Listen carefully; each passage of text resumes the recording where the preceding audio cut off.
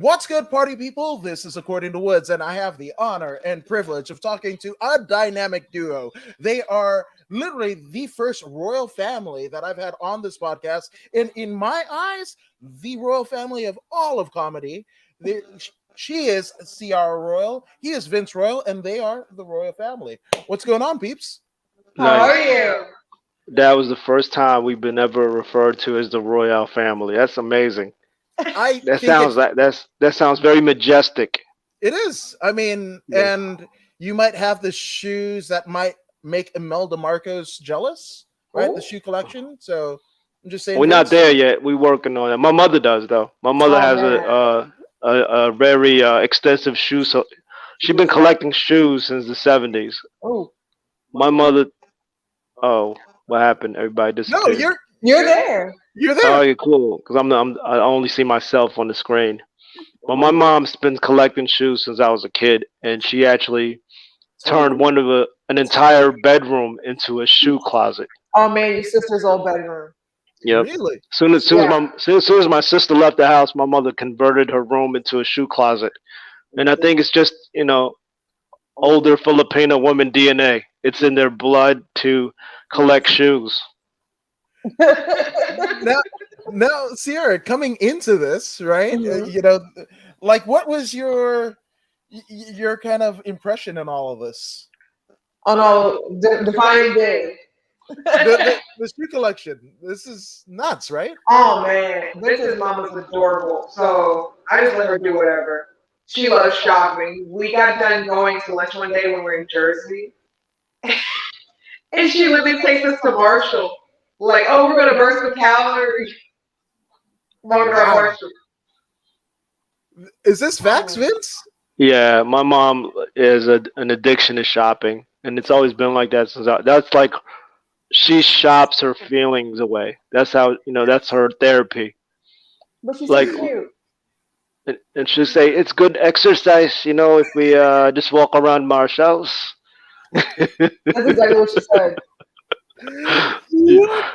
I love my mother to death, but she is a big hoarder. Like she'll I don't know, she has things from the '70s and '80s that And she's why never do you worn. still have this? Like literally, she bought a with her uh she bought a house in Jersey with her husband, my stepdad, and it's a 4 bedroom, but 2 of those bedrooms are probably just her clothes and shoes. Wow. Oh yeah. Yeah, it blows my mind. I'm like, And your stepdad's paycheck, apparently, right? he supports her 100%. Apparently, yeah. I think he enables her. I mean, nobody likes a quitter, right? I mean, if he's been in No. this long, I mean, you're Oh, buying a he's so house. together. quiet. She runs back. My mom wears the pants in the relationship, but love her What to type of death. pants? Is it bell bottoms from the 70s or? I don't know. She has all kinds of pants, so she wears different varieties of pants. That's That's hilarious. diversify your portfolio. Mhm. I ain't mad at your mom's collection. It's almost like you and your crypto game, right, Vince? There you go. Exactly. And my mom actually is very bougie when it comes to clothes, right? Oh Like, man. and that's her love language. Like my mom will gift because she's not very verbally. Mm-mm. How should I say this? Expressive. Yeah. Expressive, right? Yeah. She's her love language is gifting, Hmm. and which is I don't mind it, like and then she's giving Sierra a bunch of nice. What was that gift my mom gave you back for Christmas? Which one? Ooh. Last Christmas or 2 Christmases When ago. we were in Jersey? Hmm. Oh, she got me a Kate Spade book bag. Damn. Yeah, and I love it. And I have a matching wallet too. Not Yeah, to. but you know what I mean. But my mama's a hustler though. She's always been Yeah. like that. Like she works really hard. Since she came into the U.S. from the Philippines when she was 25, and she's always had that hustle mentality. So even though she spends a lot of money, she works hard as Mhm. somebody who's an immigrant would. Yeah. Like I remember her working 2 jobs and going to school and raising me and my little sister. By herself. Wow. Yeah, Really? and then my stepdad comes in the picture, and now they're just just killing it like a Filipino power couple. They're so cute. They travel everywhere. Yeah, they're going to Ireland, and they do a lot of traveling because they're like at retirement age. But my mom Hmm. does not want to retire. She's like an administrator for the hospital in Yeah. Okay. New York Presbyterian. That's a big And one. so my mom's like in her She works hard.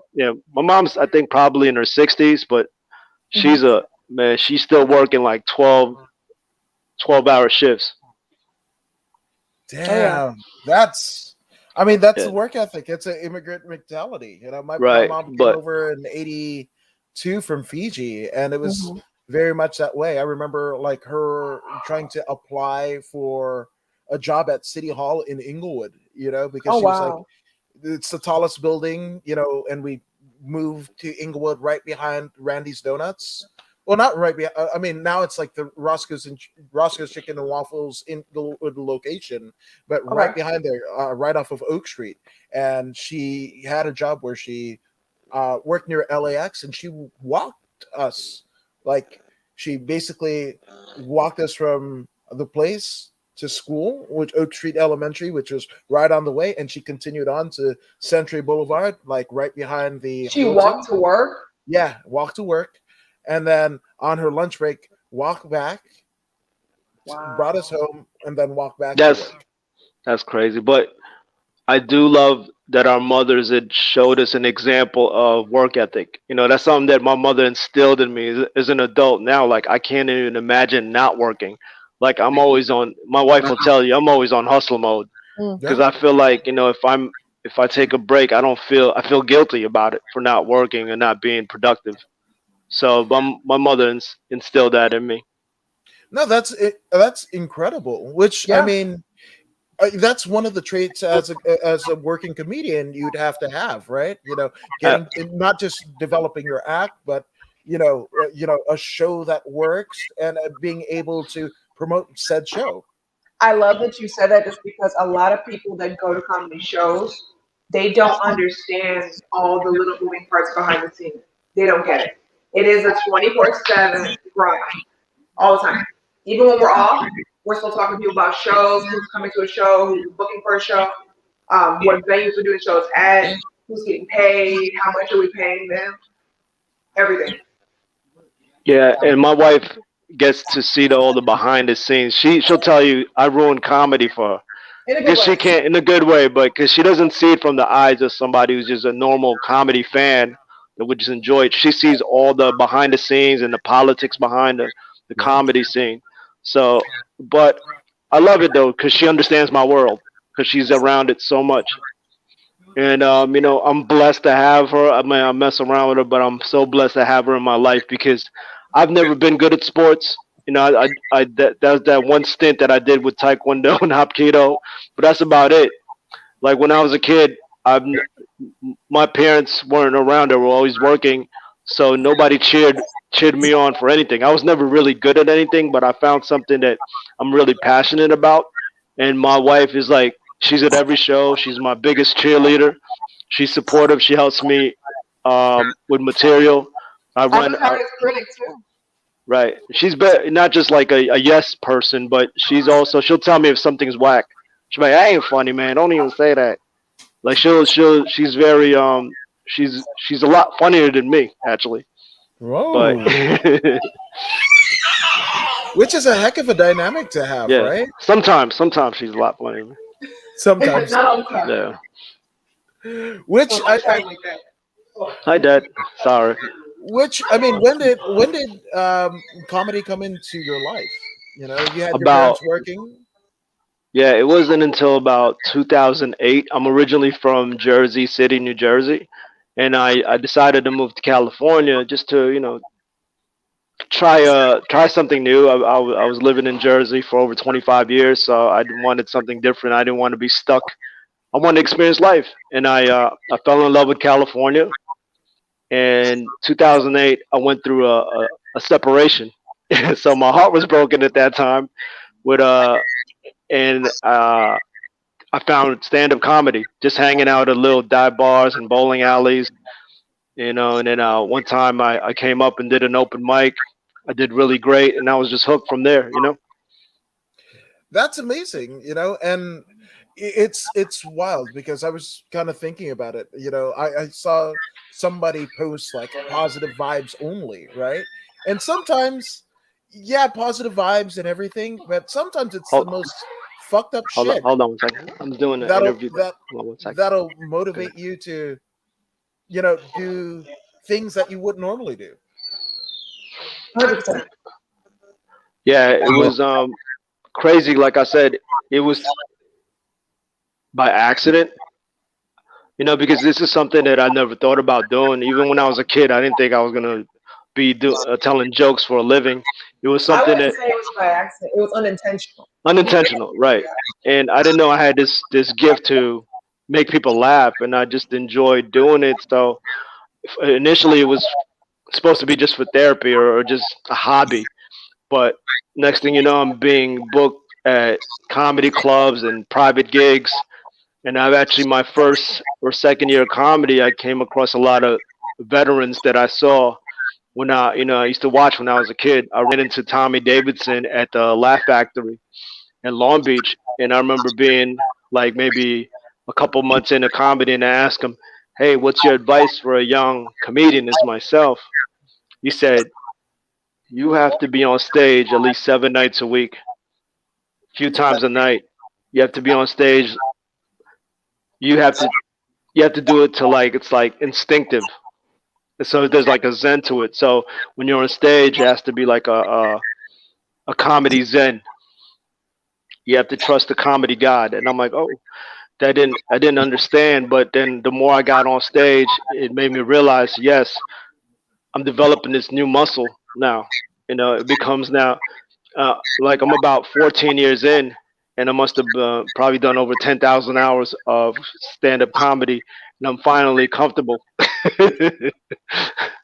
I'm like, okay, cool, man. You know what? It's now it's something that I can. I'm a lot more comfortable with. It took me about 6, 7 years to be really comfortable and be myself. And that's what I hear, right? And it's amazing that you said that 10,000 hours, because that's Mhm. usually the time it takes and allotted to get a proficiency in anything, right? And just Absolutely. putting that work in, and that's like incredible, you know attribute, learn from a comic legend like Tommy Davidson in Living Color. One of my favorite, specials is him on the All Star Comedy Jam, and we hadn't seen him in a while. It was like, I think it was in Arizona, one of like the NBA All Star weekends, and I think Shaq produced it. But it was like Tommy Davidson opening up, Cedric the Entertainer Oh, wow. hosting it. I think D. Ray Davis, Ari Spears, and then Kevin Hart as Right. the Oh, headliner. wow. And Tommy Davidson does this bit about Telemundo. I don't want to wreck it, but like one of my favorite bits of all time. But I mean, to get that bit of advice from that guy so young in your career, it must have been it Yeah. proved in spades. I took that to heart. So like it was definitely a blessing to find something that I could obsess over. So like my first few years of comedy, that's all I did was obsess over this because I really wanted to get good at comedy. If I'm going to pursue something and I'm going to put myself out there, I want to bring the best of me to the audience, the best product there is.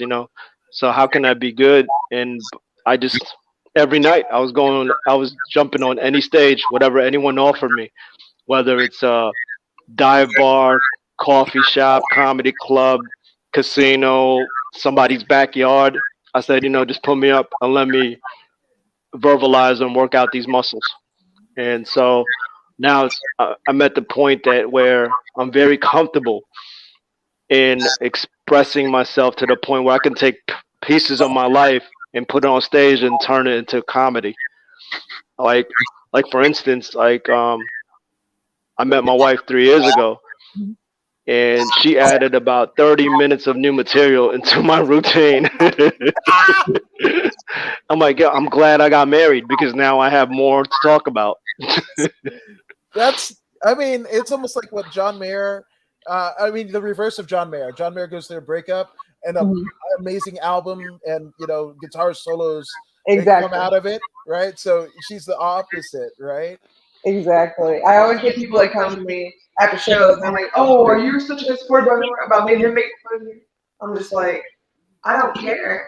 I know it's a joke at the end of the day. He'll never do anything to hurt me. Ever. He's my best friend in the whole world. Oh, I gotta read the sorry. He would never do anything to hurt me. He's my best friend in the whole entire world. And so when he does that on stage, when he uses me as material, I tend to take it more so as a compliment, if anything. You know what I mean? Just the fact that I get to be a part of it. And then it's all jokes. 9 times out of 10, it's stuff that's exaggerated. Exactly. She's she's my muse. Oh, man. I mean, I think you let yourself off the hook. I mean, most of us are worried about Valentine's Day. Vince, I mean, I think you right on. Good. There you go. Not to say you're not getting a gift, CR, but I mean that line. Oh, you're my muse. Look at this guy. You sure you're I mean, you know what? I mean, I gotta. She knows that. She knows it's all we just goofing around and playing. It's like a lot of stuff that I talk about. I run it by her first. I want to make sure, like, hey, babe, you know what? It's okay if I say this on stage, and she, like, if she's cool with it, she gives me the green light. I'm going for it.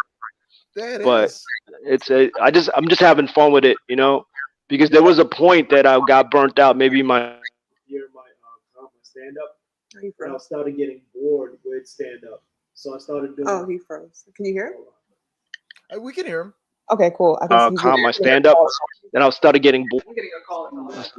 Sorry, a scam likely call. Anyway, these scammers, man, and bill collectors trying to interrupt a professional podcast. I'm giving y'all my heart, and we got Chase Bank calling me. Oh, yeah. We don't care about your comedy career, man. We want to know what's up with this this money you owe us. Yeah, scandalous, and coming at you after the holidays too. I know. Scandalous, Chase. Shame on you, Chase. What was I saying? I forgot my thoughts, man. Oh man, don't ask me that. Oh, man, I forgot. No, I was saying. You know that you know it's cool to use her as the muse and as a part of the material if she gives the green light. Yeah, and she's very honest. Like, what I love about her is, like, she has a great sense of humor, and she'll tell me if something's whack, and she'll study the audience. She'll record all my sets, and she'll tell me what works and what doesn't. And I'm blessed to have that, But it took me, like I said. Oh yeah, so there was a point in my career before I met Sierra, about 6-7 years of comedy stand-up. I was getting bored with my material, so I started being experimental. I started doing characters on stage. I started doing comedy rap, but then I would be characters, and people would book me as the character instead of myself. Wow. I would get calls to do shows as a particular character, and I said, you know what? I didn't want to be that that guy for the rest of my career. So I had to fall in love with stand up again. So, and then when I met Sierra, it kind of ignited that new life into my stand up, and I'm like, okay, cool. Now I have more things to talk about. And coming out of lockdown, yeah. When everything started to open up, I said, I'm gonna have fun again and treat comedy like it's my second year again, and go up and write and experiment on new bits again. So I'm just having fun with it, and I tell every comedian, you just have to stay having fun with it, no matter if you're doing it for 1 year or 20 years. It has to be fun, because when it starts, you get caught up in all the miscellaneous stuff and all the politics behind it, then it doesn't become fun. Like, I'm gonna have fun with it and treat it as my art form and really respect the craft. No, 1,000%, and it's wild too, because it's a bit of a paradox, right? Like, you create this character, right? Kind of your brainchild, or sometimes out of like pure desperation, you're like, damn, whatever, and you're frustrated, and you elect it into this character, and you're like, you can like or dislike the character, it's it's my frustration, but I have enough of a separation behind it, right? But it's not supposed to be the focal point, right? Then you get something that hits, and it's not what you wanted it to be. It's not what you envision comedy to be for you. You want it to be out in front rather than the character, which happens a lot, in terms of people with their method, like kind of method acting, method character building, and what have you. And you're getting success in one hand, and regular gigs and everything, but it's not really your voice. Exactly. Like for example, I had this character that I used to do called Bruno Bars. He was a rapper from Manila, and I created his own Instagram account, his his own Facebook, and I started doing parody music videos, parody rap videos, and they started going viral. So I was getting calls to do all these Filipino festivals as Bruno Bars. People thought he was a real person. Yeah, and I said I can't be that dude for the rest of my career. So I had to set all that aside, and I said I'm going to be funny as myself. So that the more I incorporate my life into my comedy, I feel like it's a better representation of me, and I find myself like having more fun because it's my authentic self. Yeah.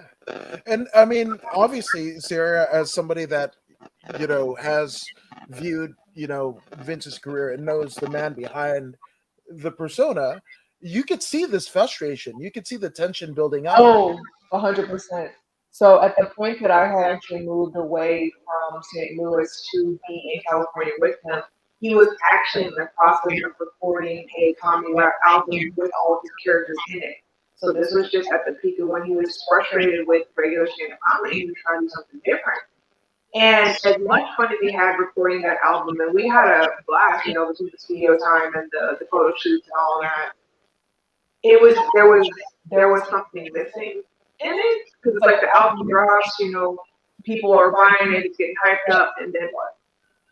He's like, I don't want to be a comedy rap artist. Like the whole Weird Al thing, that's his thing. You know what I mean? It works great for him, but he goes, that's not what I want. So a big part of that for him was he wanted to find, I'm trying to find the right words to say. He wanted to find what made comedy tick for him again. Right.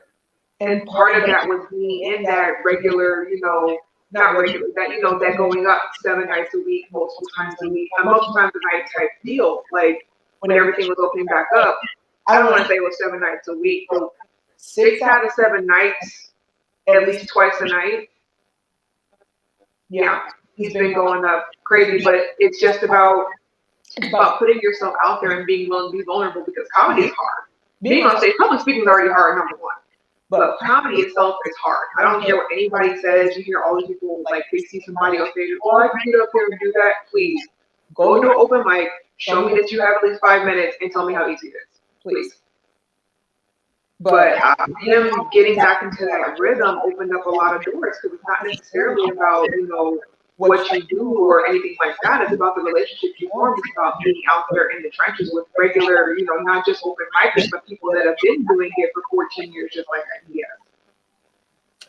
Yeah, and I mean, to see this, the struggle, and to kind of see him come out the other side of it, right? In this, again, Vince, as you said, the more authentic, I guess, presentation of yourself, right? And finding that mic again, and what made the juices flow, the creative juices flow, and the writing behind it, and seeing when you kill, when you see that audience reacting, right? It means so much more, because you went through all of this, like, I don't know, almost facetiousness to find out your true voice. Absolutely. I love the process, though. I just have to have fun with it. Like Sierra will see me come up with an idea, I'll run it by her. She goes, I don't know, babe. Try it on stage to see if it works. And then try it on stage, and sometimes it'll work, sometimes it won't. But when it does work, man, it's such a rush to know that, wow, that particular idea, that joke killed in this room. Like the first time I said it, let me try it on another room, or try it in a different audience. Let's see how well it does. And then when I see a joke working in every audience in in different rooms, and I'm like, okay, I have gold. That's solid. Yeah. I that, and it feels really great to be able to continuously do that and come up with concepts and ideas.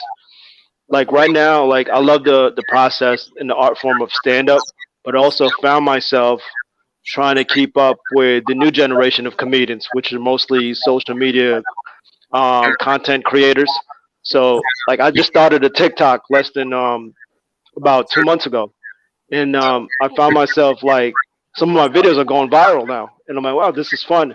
So this is another muscle that I'm learning to use, is to create, to be funny, because being funny for 30 seconds is different from being funny for 45 minutes, to an Right. hour. And I'm like, okay, how do I, if I can be funny for 30, 45 to an hour, I can be funny for 30 seconds. I can do this. But I like it though, because it's the new platform. When I first started comedy, it was so important to be on TV Yeah. and to be on Comedy Central, to be on late night. But now it's like you don't even need television. You can have your viewership and followers on social media, whether Your it's social media is essentially your resume when it comes to getting booked for any kind of big shows, corporate shows, movie dates, anything like that. That's going to be what they're looking at because they want to know, hey, who can we reach through you?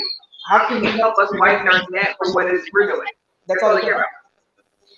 Yeah, which I mean, I gotta ask, right? Because you're somebody who's been able to, in the last 2 months, see almost your popularity explode. And one thing that I've kind of learned, just because you're on, you have a following on Facebook or a live audience or what have you, that doesn't necessarily mean that it's going to translate to YouTube or Twitch or whatever. You right. also And have to that's do, and then that's what I'm learning too. Like each platform has their own audience.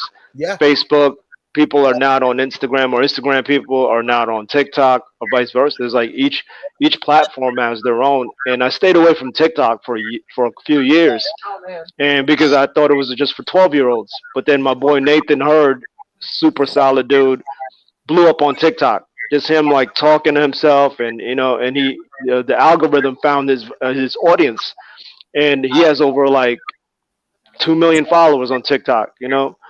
Um, I should have listened to him. And I'm like, man, I could have been started TikTok, but I said I needed to break out of that box and overcome that fear of not being able to come up with content. But I just did it. I just went for it, and next thing you know, the first video I ever did was with another TikToker. Like I think my first week on TikTok, that got over 4 million views. Oh man. Yeah, and then I started doing regular TikToks on my own and started getting creative. Some of them have over like 500,000 and over 700,000 views. So I'm getting a lot of traction on there. which I mean, not to compare, right? Because obviously it's different, but having something go viral versus being in front of a comedy, audience and just obliterating everyone, right? Mhm. Like, what's the difference between the two? There's a huge difference. What do you mean, as far as like creating content and being on doing live comedy? There's Yeah, a big difference. With when you're filming something, you could edit, you could take, and be like, you know what, I don't like that. Let me do that over. When you're hmm, on stage, it's real time. If people don't respond right away, you could tell. You know what I mean? They'll tell you right then and there that you're not doing your job or it doesn't work. You know, you shoot a video, it creates. If nobody watches it, you don't get any views. Oh, okay, fine. Next you do that again. But if if you yeah. don't do your job on stage, you find out right then and there that You really have a 3-second window for people to react what it is you just said. right. But Wow. I love both though, because I know it's different creative processes. Like being a content creator allowed me to, I taught myself how to edit, how to shoot certain angles, and I'm like an amateur filmmaker. But it's fun. It's a different muscle because it's still comedic, but it's just different from stand up. So I think it's just learning to adapt and do both in this generation that we're in now. It's being able to have both skill sets, Hmm. and allows you to be more marketable. And why not? You know what? I'm not. You have to adapt.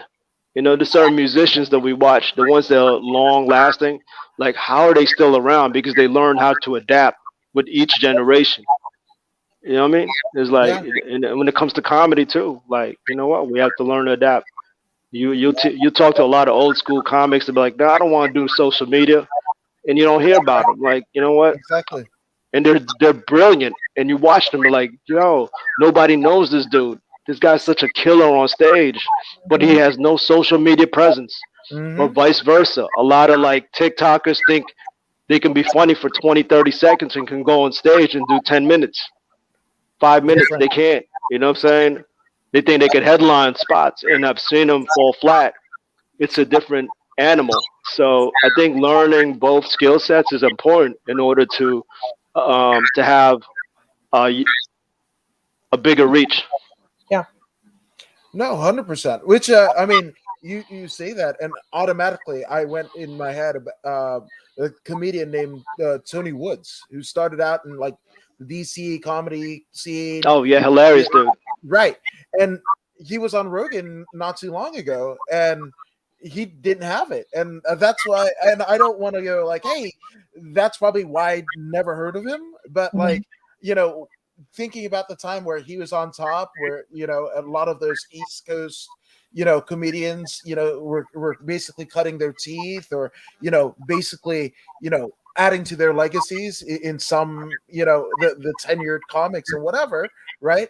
I mean, my age, I was maybe too young to watch Def Jam, which Tony Woods would have been featured or whatever. So my only way to kind of go about it is like, oh, maybe catching on YouTube. And I'm like, oh wait, he doesn't film his specials, or he doesn't put out specials at all. And I'm Right. like, no social media, no special. Like, how am I gonna find out about this dude? I And feel it like a was big part of it is people underestimating the importance of one or the other. right. Like we know some people that are from TikTok that are killers, but well, like you're doing really good on stage. Some of them are killers on stage, some of them got it. But I feel like a big problem that comes with that is that the majority of people on that platform underestimate the the amount of effort it takes to have the ability to command the stage. Just like a lot of people that command the stage underestimate the amount of work it goes into promoting your social media. We ran into one of Vince's friends when we were out at a show last night, and Vince was getting ready for a set, so I try not to talk to him or bother him too much when he's getting ready for a show. But me and the gentleman were talking, and I was like, yeah, Vince puts out TikToks, minimum once a day if we can. And the first thing out of his mouth was like, oh man, well, I just don't think I got the time. And I already got this job, and I'm working with this, and I got a girl. And the dude, I asked this, I've never seen that guy perform. He's like, oh yeah, he's freaking hilarious. He's a killer. And in my head, I just couldn't help but think, like, you're going to get left behind and forgotten if you don't, I hate to say it, if you don't follow suit. You gotta run with what's going on. You know, my thing is this, like, you know, if you have a product and you're good at it and the product is a quality product, you have to let the world know about the existence of your product. You know, Exactly. I treat this comedy thing like my business, you know. It is a business. If you, it is a business, you know, if you don't treat it a business, what else are you doing it for? I mean, it's cool you do it for a hobby and that's fine and all, but the moment you want to start to monetize it and you want to get rewarded for your work, then yeah, you should treat it like a business, you know. And people are always asking me like, how do you get gigs, bro? How do you do? Well, you know, I put myself out there. I network. You know, I treat people with respect and kindness. You know, it's just like being professional. You know, if you open up a restaurant or barber shop, who are you going to tell? Just your family and friends? Your business is not going to last. If only your family and friends know about your restaurant or your barber shop, Hmm. Like when we you go to know. shows, we don't just go to the show. We're usually there for at least 20, 15 minutes after. He's networking with not just the people that watch the show, but the people who are on the show, seeing what they're doing, seeing, what shows they're on, or if he can put them on a show and vice versa. All of that. It's not just about enjoying it and having fun with it. You have to be very serious and intentional about what you do with it. Yeah, and that's And I love that you guys, spoke on that, because a lot of people will just see, oh, you know, 2 million, like how many hits, 4 million views on TikTok, or damn, you're featured, Right. at a notable comedy club, and not know the hours, and like for one kill, how many times the bomb or the set really not taking to the audience like you thought it would, and kind of going back and almost having a, what is it, an identity crisis, like, am I supposed to be doing this anymore, and whatever, right? A lot of people don't see all of that, they just see the success, and I just love that you guys both kind of showed like the intensive work that goes behind it. Yeah, people think it's and it is our job as comedians to make it seem easier, simple, and fun. Right. But behind the scenes, you have to be about your business. Watch Kevin Hart interviews. If you guys go on YouTube, that dude is a smart businessman. You got to Oh respect my his gosh. hustle. All these guys that are successful have put in years of grind. What did he say about his overnight success? Yeah, Kevin Hart said his overnight success took 19 years. Mm-hmm. I'm like, oh crap, I got 5 more years. I'm 14 years in. There it is. No, I remember being in middle school, and my mom said there was like there would be motivational quotes on the board, right? The awning at the school, Yeah. right? And it would be like, hey, be great today or whatever. But there was one particular one where she never made my sister and I forget it. But it takes a lifetime to become an overnight success, which you're proof positive of it. Yeah, I mean, I'm not where I want to be yet, but I know that I'm building my foundation, and now like it's important to treat. You know what I mean? You have to treat yourself as a business, as a corporation. If any entertainer out there, whether you're a rapper, a DJ, a singer, a model, No matter. learn some business skill sets. It's definitely marketing can make or break you. The relationships you build is key. If you're a great performer or a great artist, it doesn't matter if you don't have any business sense or you're an asshole off stage. Right. If nobody wants to work with you, I treat people the way I want to be treated. It's simple stuff like that. But for me, it's like relationships are key in this business. They go a long way. There's relationships that I formed from years ago that's helped me out now. And Sierra will tell you, like, I got a random call about 2 weeks ago from, oh man, shout out to DJ Coach. He's another legend in the game, but he hit me up to do a TV taping. And I was like, yo, that's so dope. Like, cause his schedule was booked up and he couldn't do the TV taping. So he recommended me to the production crew. Wow. And yeah, I drove up to the Bay, and it was for a rapper named Killer Mike. I don't know if you know who Killer Mike is, Yeah. but dope. I mean, it was a great opportunity to be a part of that production. But that's because of, like I said, the relationships you build in the business. Sometimes, people remember you, and not only are you talented, but if you respect other people, that's all it is, man. That's what it should be. But that kind of a trope, and that prospect of your personality, sometimes it's lost on people. Especially in an entertainment type field. And then entertainment could be discouraging because you're gonna deal with a lot of rejection. You're gonna deal with a lot of like egos and a lot of people that are assholes or whatever. But I try not to let that get to me, and I focus more on the positive people and the experiences that I have. I tend to focus more on that because I'm gonna end up being. I don't want to be this bitter person, like, oh man, that person never gave me a shot, or this person never booked me, or this person doesn't even, you know what I mean? It's just I just like to focus on, like I said, the positive things, and I'm not gonna dwell over somebody who's not giving me opportunities. Like for a long time, for a minute, I'd get discouraged if I didn't get booked. I didn't get called by this producer. Like I used to be like, man, how come he never calls me or doesn't respond to my text messages? Like, yeah, am I not I started questioning myself. But instead of doing that, I said, you know what? That's not the only path to my career. If that person doesn't want to work with you or deal with you, there are other people who will. There are millions of people that you can work with, or you can create your own opportunities. If a comedy club doesn't want to book me in the city, guess what? I'll call a venue or a restaurant and let them know, hey, this is what I do. I'll send you my sizzle reel. I'll give you some. I'll send you some reference.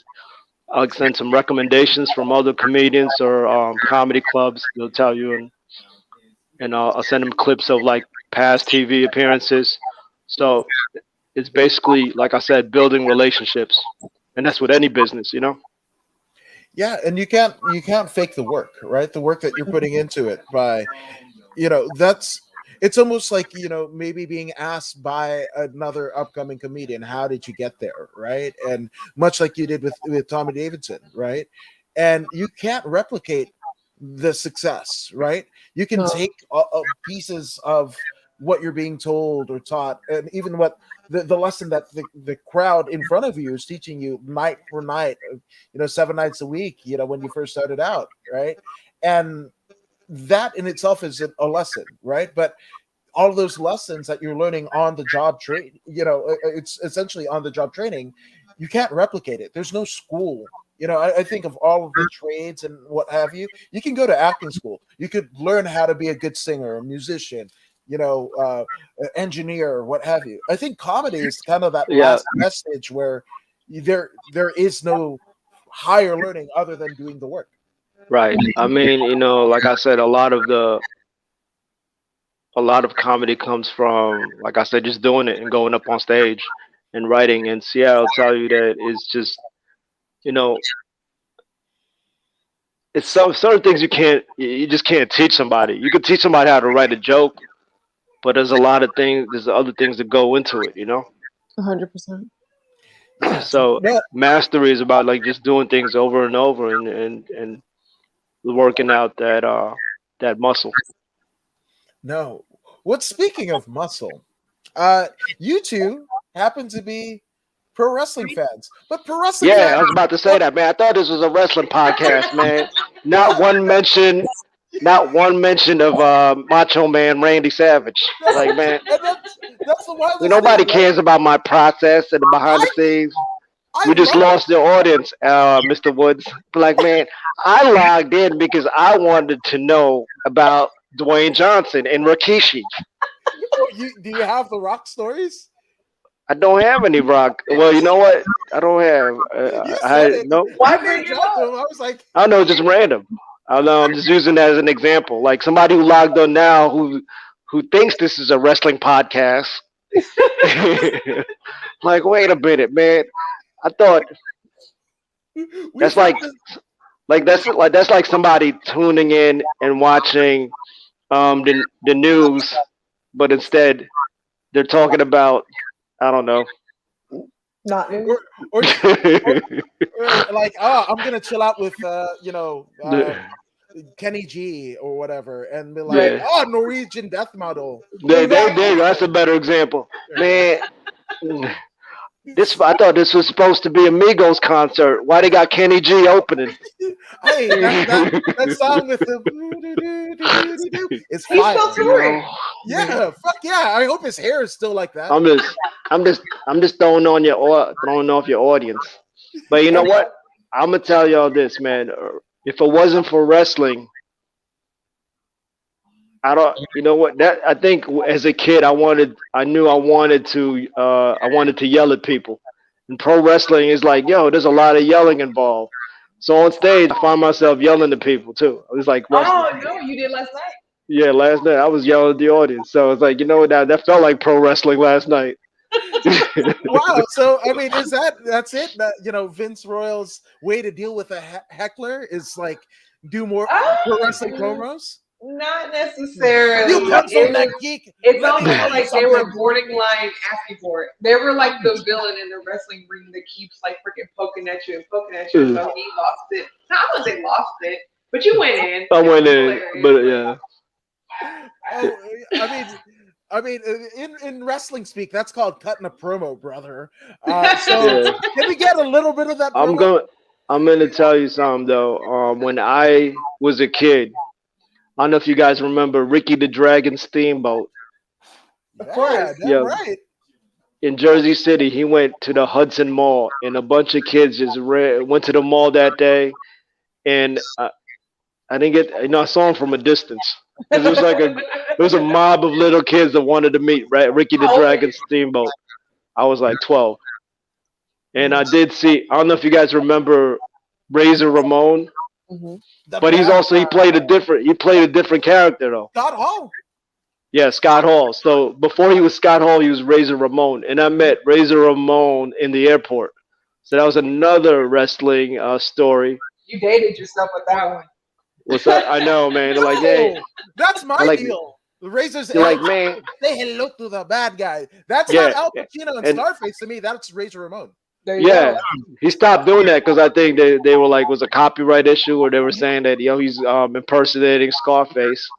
Yeah. But yeah, I like Razor Ramon. But that was what I grew up watching. Like I'm talking about Macho Man, the Iron Sheik, Hulk Hogan. I told you I watched Hulk Hogan in WrestleMania with Andre the Giant, and my tag team guys were like the Killer Bees, Demolition.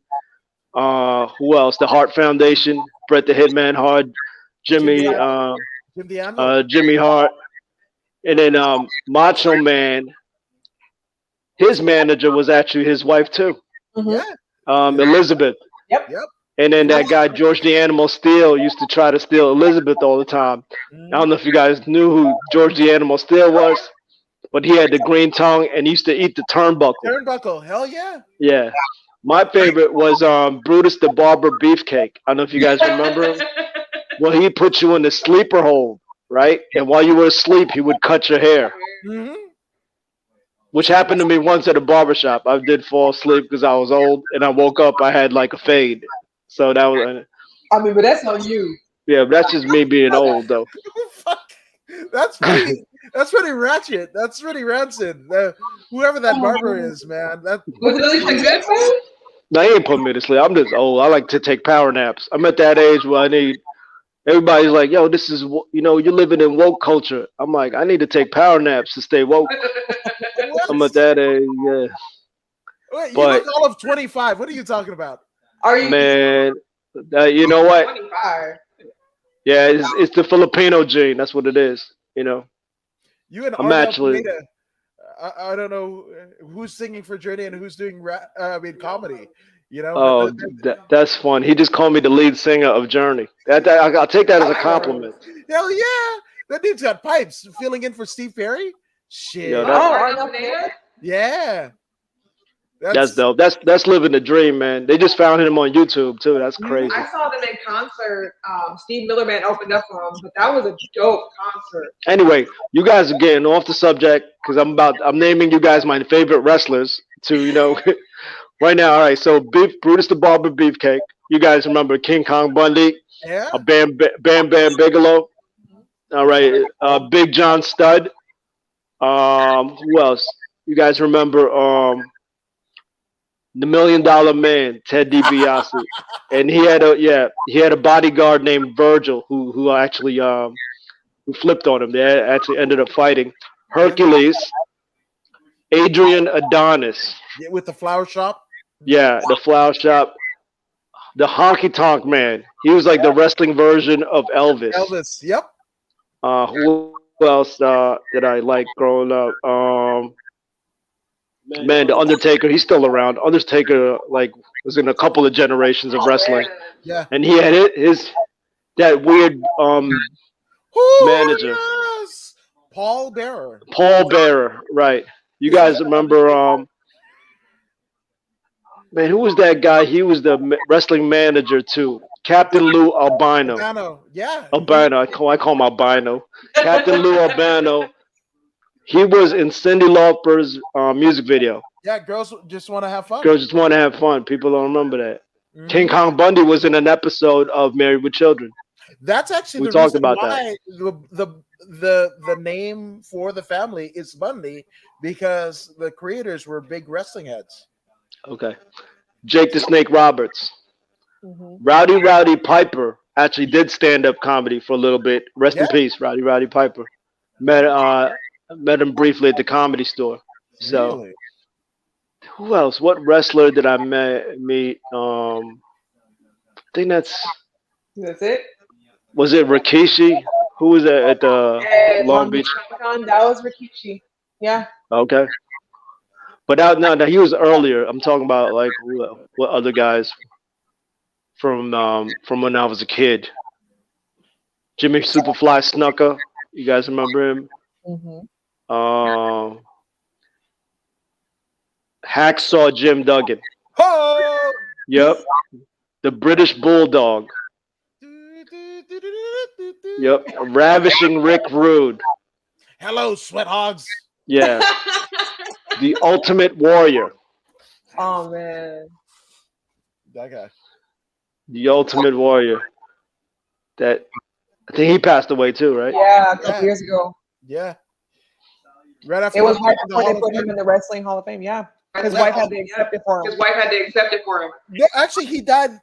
So they put him on, I think, Friday night, right? And then he did something in front of the crowd on Saturday for Mania, and then I think Monday Night Raw. No, Mania that year was Sunday, right? So I think they put him in the Hall of Fame Saturday. Sunday they had him come on the stage at Mania. Monday he cut a promo on Monday Night Raw, flew home to Wow. Arizona, and as he's walking from the airport, has a massive heart attack and dies. It was so tragic when it happened. I just remember people being so caught off guard by it. It's ridiculous. Damn. You guys remember Sergeant Slaughter? Yeah. He was a G.I. Joe. Yep. At He one was point, actually a G.I. Joe. Yeah. Yeah. So yeah, that was pretty much those are my childhood heroes growing up. Did you ever, I mean, growing up in the Eastern Seaboard in New Jersey, did you ever get a chance to attend any live events? I have not, but I'd do it now though. I'd love to attend like a You've never WrestleMania. been to a live wrestling show? Man. It's I didn't so have money when I was a kid. bad. I would have. I mean, now as an adult, yeah, I'll buy my own wrestling tickets. I'd love to attend like a WrestleMania. I used to watch the Royal Rumbles. I We used to gotta love go. that. We gotta go. Oh my god. Which I mean, I think next year it's here in LA Oh, nice. Yeah, we're definitely going. There you go. at SoFi. Yeah. Nice. That's gonna happen. That's gonna be a thing.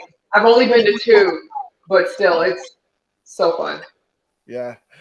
It's wild to see it live. Oh And man, it's funny because you guys, so you're the Rock and Wrestling Collection pretty much, Vince, and then Yeah. UCR are also a wrestling fan, but Mhm. more Attitude Era. Yeah, very much so. Very much on and off. Wrestling was something that, so I'm not gonna say numbers, but I have an uncle who is only 1 year older than Vince. I grew up with him babysitting me a lot, and he was the one that actually was the first person to expose me to wrestling. With back when it was like the WWF and all that, I'm talking like flat gray PlayStation days, the graphics were terrible, that type of deal. And so I like wrestling a lot. I always appreciate it, but I'm not gonna lie, I'm on and off with it. It just kind of depends on what I'm doing in my life at that time. Because I'm sorry, wrestling can take up a whole chunk of your life if you let it, not in a bad way. But I kind of went in and out a few years. But like I like more people like, who can I name? Me and you got into a whole heated thing about Roman Reigns. I dig Shinsuke Nakamura a lot. Who else? Those are my two favorites. Dean Ambrose, Seth Rollins, all those guys. I like that era. The Usos. Who else? Kofi Kingston, Big E, Xavier Woods, all those guys. I like the theatrics of it. I love the that's really is the theatrics of it. It's like a soap opera with big dudes and muscles in tights beating the crap each other. And it's hilarious. I love it. I love the side eye. You're like the theatrics and then you were about to say it, and Vince is like, "You better not say the muscles. Not say the muscles." Oh no, I'm shameless with it. So before I was with my husband, I was still with my previous, in my previous relationship, and we actually went to a live taping of, of WWE at the time. And I have no issue saying I was a super big fangirl for Roman Reigns. I have no issue saying I dig Islanders, clearly, because we married now. But I digress. Roman Reigns was still doing his entrance when he came down through the crowd. They start the music and the lights, and you're like looking around to see which aisle he's going to walk down. And I had seats right on the freaking aisle, and he's coming down through our section. And my guy is right there at the time. I did not care. I screamed in that man's face so hard and did not care. So disrespectful. But Wasn't me though, so that's no, cool. it wasn't him though. So You act like that now is a different story. But. let me stop. Ooh. No, I'm joking. Which I was trying to get like, okay, so Vince, have you seen this? But you know what? I'd probably scream too if I see Dwayne Johnson in person. I'm like, oh my god! There you go. And they're cousins, so there you Oh, go. they are cool. Yeah. Which okay, I'll be fanboying it. I'm like, please do the eyebrow thing. And the people's eyebrows. Yeah. Which, by the way, have you seen this Roman Reigns? Oh, by the way, before I move forward, I used to be a Hulkamaniac. There you go. Yeah. Really? Yeah.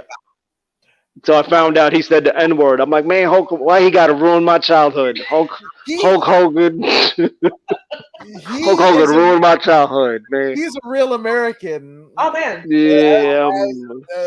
In Florida. Yeah. Florida Americans. Right on. Oh, my God. Shout out to Florida, I guess. Bro. Hurricanes and alligators, which is like the dinosaurs. So hopefully we don't have any tours. I was really sad about that. As a big Hulkamaniac, I even watched his one movie that he made. Hulk Hogan had one movie. It was like, yeah, and he was in Rocky 3. He played the bad guy. Yeah, Thunderlips. Thunderlips. Oh gosh. Okay, so there was Mr. Nanny, right? Where he I think the box cover was him in full like Hulk Hogan, skullet, and he's got a tutu on, like a yeah. Which he wrestles in his underwears. It shouldn't be so shocking. It's not a stretch. A stretch. I see, because it's a tutu. Gotcha. No, but and so there was that. There was, I think he was in one of the Three Ninjas movies, like. Not the original one, like something at Magic Mountain or something like that, where he played like Dave Dragon. But he was actually.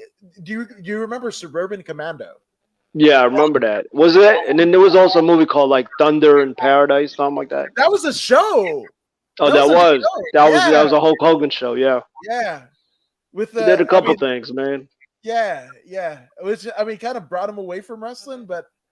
I think The Rock did it even better than he did, because Hulk kind of had aspirations of Hollywood and what have you, but like The Rock, who can touch The Rock? Where he's a third generation wrestler, right? So nobody can check his wrestling card because his granddaddy was a wrestler. His grandmother. Well, you know what? Him and David Bautista actually have acting skills, though. Like I really like Bautista, actually, who's actually Filipino. Yeah. Yeah, that's he gets his nobody knows that. Oh man, he's got a huge like a Filipino flag tattoo, and like he's like that and Greek. So he's got a couple like the flags meshing together in like one of his biceps. I don't have. That's pretty dope. Yeah. No, he's. It's Drax from Guardians of the Galaxy. Come on, exactly. I love it.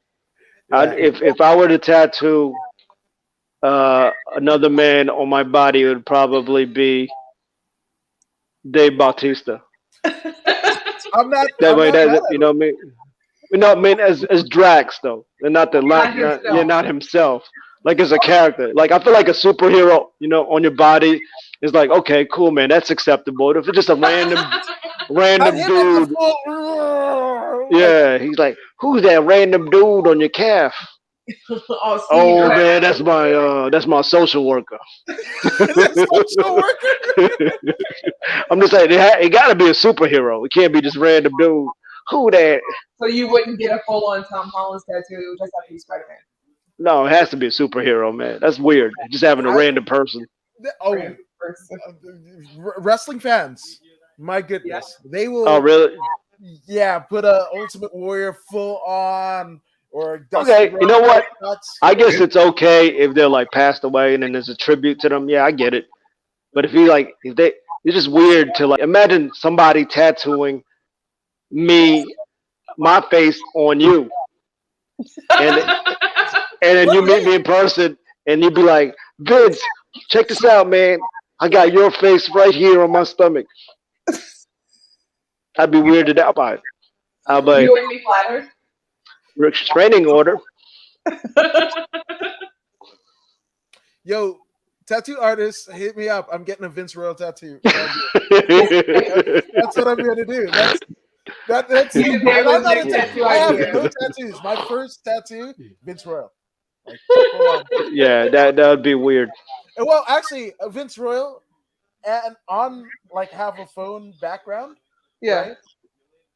And you on TikTok, and have you TikTok that. There you go. There you go. I think that's Get it done.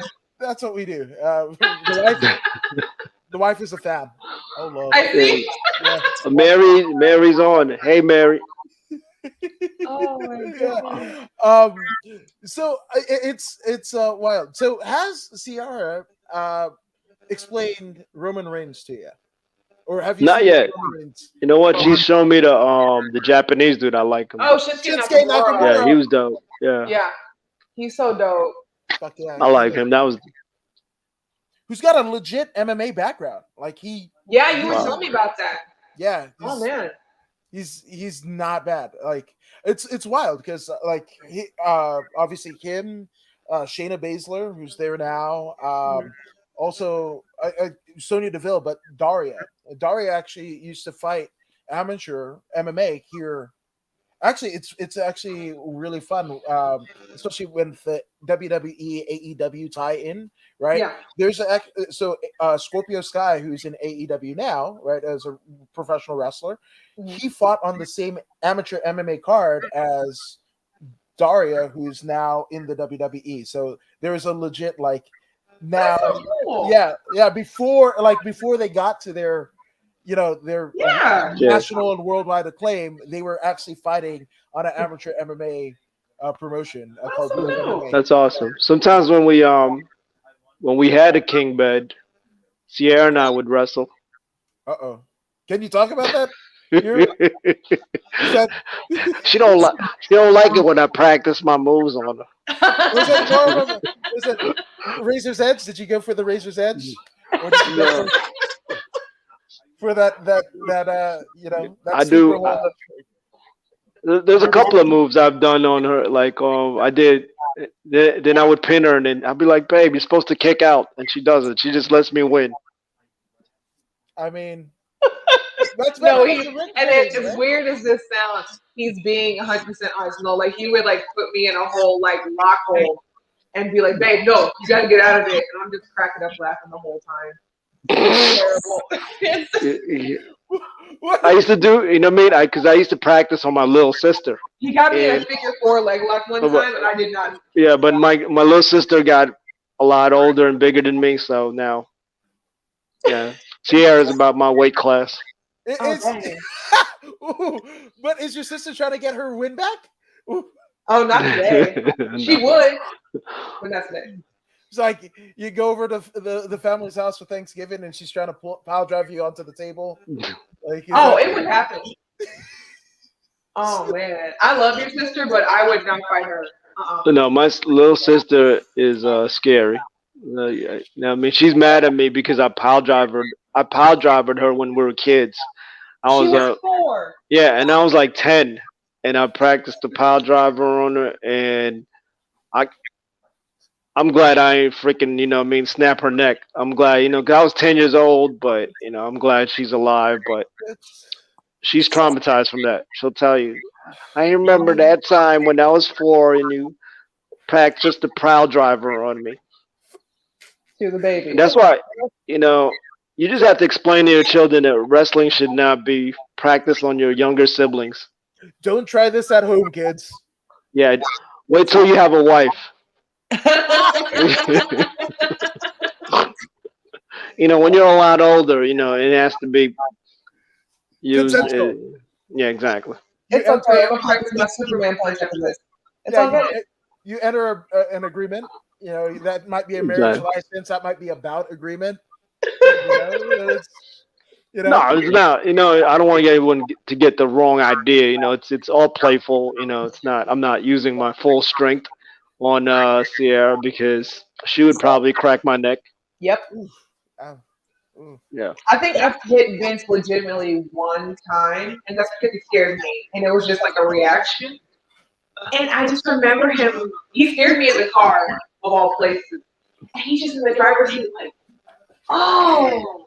My wife is heavy-handed. Like she punched my arm, and I like that hurt so much. Tears almost came out, and I'm like, I hope nobody ever crosses you, babe, because you got some heavy hands. I've always been heavy-handed. She will knock somebody out. And I'm like, babe.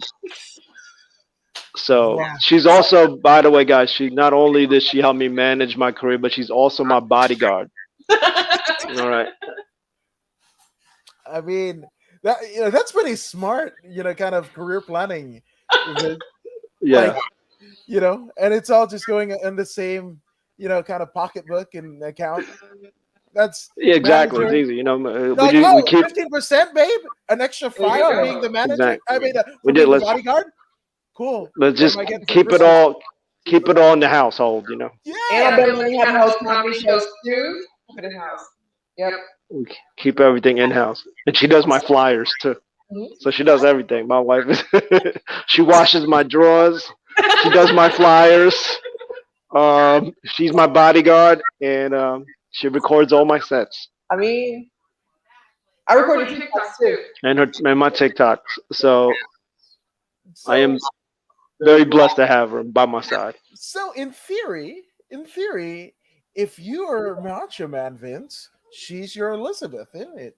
Pretty much. Exactly. Pretty much. Man, I don't. No, I can't do it. I was about to do my Macho Man Randy Savage. I can't. Really? And I have a very bad Macho Man Randy Savage impersonation. Let's do it. Let's do it. Let's go for it. All right, here we go. This is my Macho Man Randy Savage. No, that's Hulk Hogan. Because my Hulk Hogan and Macho Man sounds exactly the same. It's like the same person when I do it. At times they promo wise, there might have been a lot of Rick James in that locker room, is what I'm saying. But a lot of yeah, exactly. Yeah. It's a hell of a drug. Yeah. Oh my God. So I'm trying to think, what would Macho Man say? What would Macho Man say? Snap into a Slim Jim, brother. Oh yeah. That's not bad. That's it. That's all I can do. That's not bad, though. It's not bad. That's Macho Man after having amazing sex with his wife. There you go. There you go. Oh my God. I like it. Which I gotta ask. All right, so if you were to have, there can be only one, and this irritates me to no end when people go GOATs or greatest of all time, right? And name multiple people. Greatest of all time is singular. There can only be one. One. So I'm gonna go ladies first. CR. Who is your greatest wrestler of all time? You know what? And I'm a little biased on this just because it's a hometown boy done good, but I think that Randy Orton is super freaking dope in the ring. I love seeing him wrestle. I love the whole, the whole persona he has now, where it's like he's insane, low key, and that's when he like loses his crap and goes to get the other guy. I love that. And that's not just because he graduated from high school. I graduated from. I'm just saying. But I love having that connection to my hometown in that realm. I love that, and he's dope. He's an amazing wrestler. Yeah. Okay. So Randy Orton. Now Vince, greatest of all time, as told by You know Vince what? Royal. I already said it. I would say probably Macho Man Randy Savage. Okay. All right. So Macho Man. The reason it used to be Hulk Hogan, but we already spoke on that issue. So yeah, Macho Man used to be number 2, so he got bumped up after that happened. there it is. And Slim Jims are And you know what? And The Rock, Dwayne Johnson. So it's a Okay. tie between Macho Man and The Rock. He just told you it's one person. Nah, sorry, man. All the rules. It's hard for me to just pick one. That's like when people ask me, "Who's your favorite rapper? What's your tie?" You know, I can't. There's so many that I like. Yeah. Well, okay. So if let's say Randy Orton, Mm-hmm. right? Mhm. Macho Man Okay. and And who? who was the other the third one that you said? There was Macho I would say the second one that you said, Vince. The Rock. Okay, The Rock. Okay, so we got The Rock, right? Most electrifying man in sports entertainment and all of entertainment, rather, right? Macho Man Randy Savage, right? And Randy Orton, the legend killer. Mhm. Three-way dance at WrestleMania. Who takes it, Vince? Mm. Macho Man. Macho Man? All right, and how? Honestly, like I said, I've seen him recover, and I've seen him. I've seen him. He's beaten Hulk Hogan. He's won a couple of. He was an intercontinental champion for a long time, and on top of that, he got a lady by his side. So, I mean, if they were both still alive, right? Okay, all right. We're fantasy booking, so it can So be when you have a good woman behind you, I think you're gonna take. You can take over anything. facts. All You know what right. I'm saying? It's like people wonder why the queen is the most important part of a chessboard because it's the most powerful piece that can move around in different directions. So the fact that Macho Man has a queen by his side, that's why he can win any championship match. I like it. Ooh, and that's poetic justice. My goodness. Man, Somebody cutting onions here. I mean, bro, yeah, I'm just my eyes are just yeah, really sweaty. It's okay. yeah, right, exactly. Sweaty eyes. So, Oh man. Mademoiselle, after that, uh, a three-way dance. Randy Savage, The Rock, and Randy Orton. Who wins? Oh, No pressure.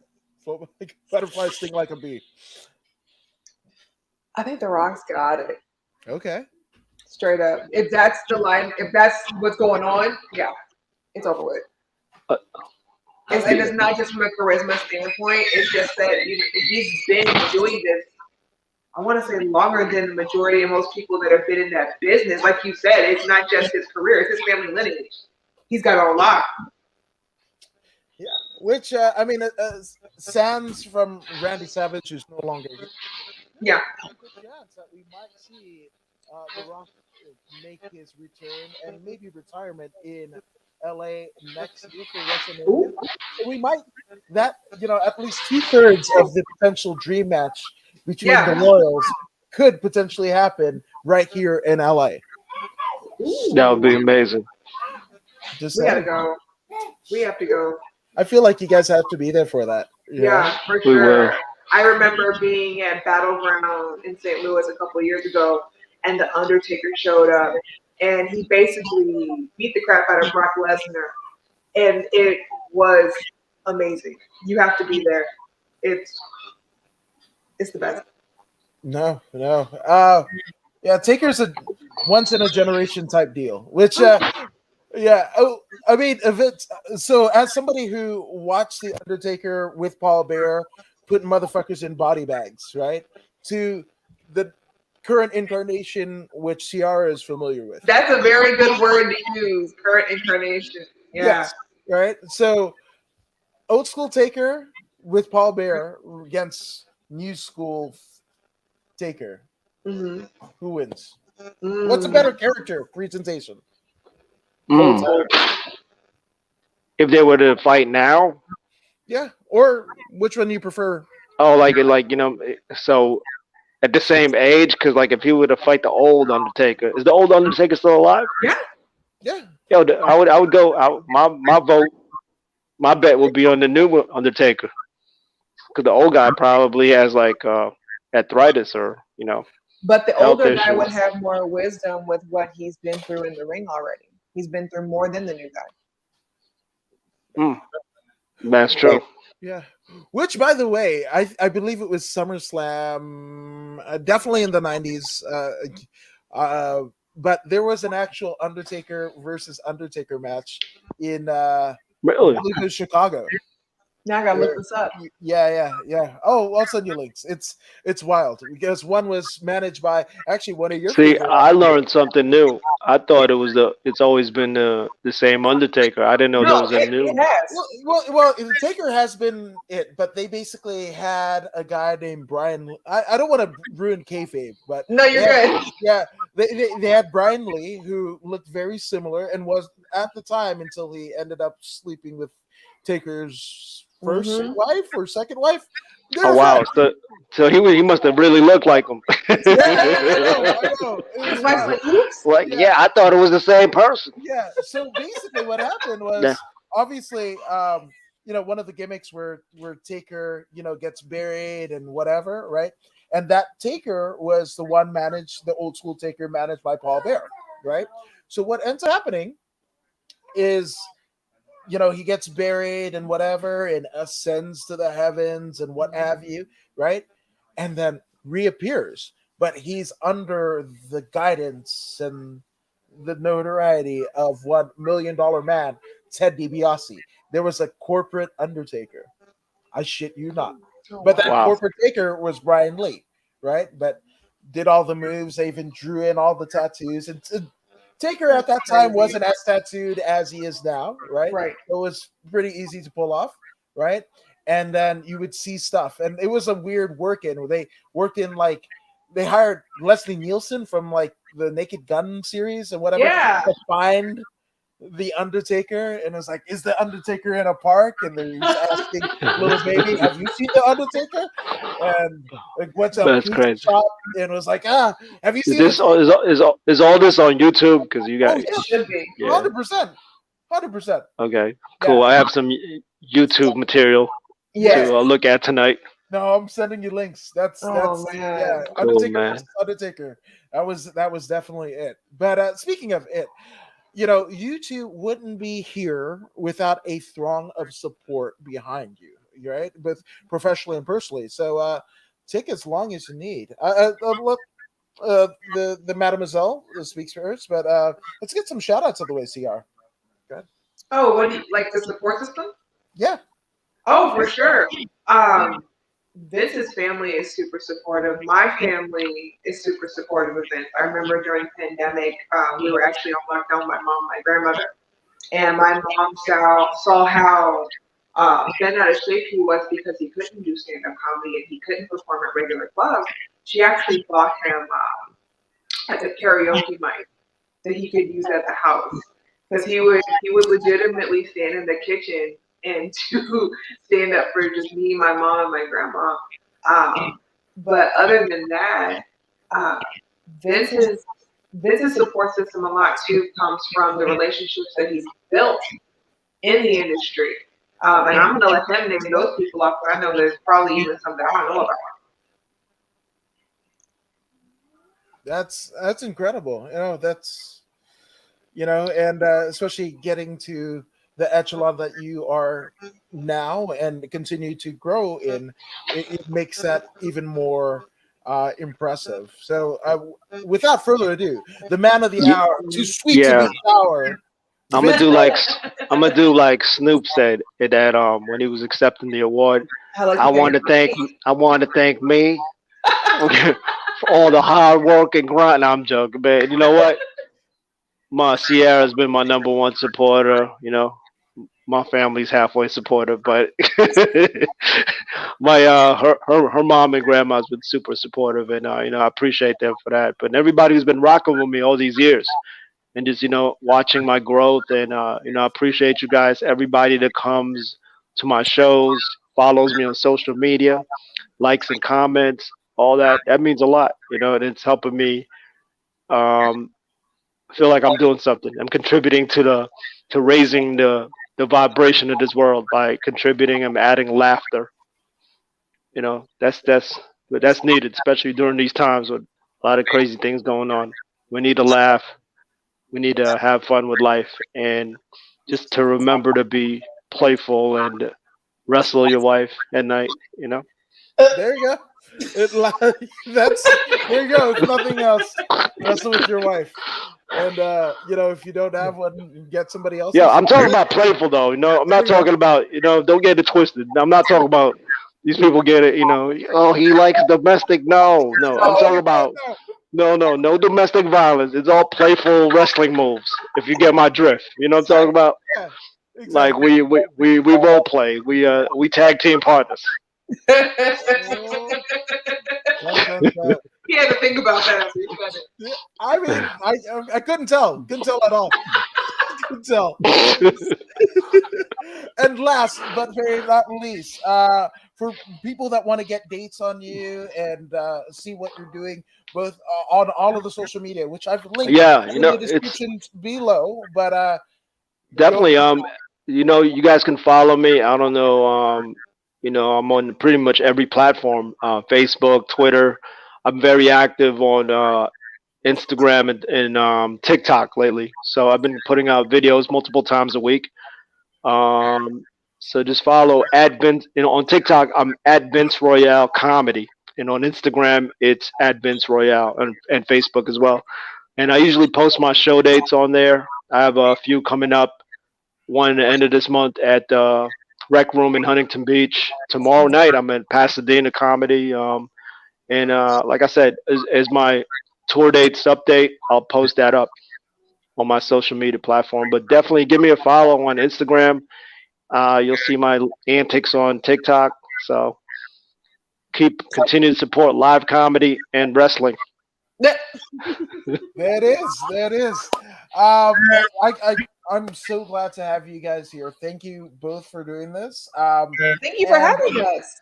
Oh, absolutely. Which we might have to do again. We're gonna revisit Most this, definitely, especially coming into WrestleMania season. That's a couple months away, so we might have to do a rundown show. And thank you guys for joining us here at According to Woods. And if you haven't already done so, go ahead and like, share, and subscribe to the According to Woods podcast on Facebook, YouTube, Twitch, and Twitter. YouTube, or you guys are subscribed to the podcast, aren't you? Yep. Of course. Dang right. The first thing I did when you sent me the link, subscribe. See, so like and if I didn't, I'll make sure I am subscribed. I'll double check. A double subscription, I'm not mad at that either. Yeah, but again, they are the dream team, right? And if they're subscribed, you guys should be too. So if you don't believe me, Ciara and the man with the plan, Vince Royale, I don't know what to do. Thank you guys. Thank you for having us, man. We appreciate it. This is so It was a lot of fun. Appreciate you guys. But also to help convince you is pro wrestler Zeta Zhang. Hey, this is Zeta Zhang.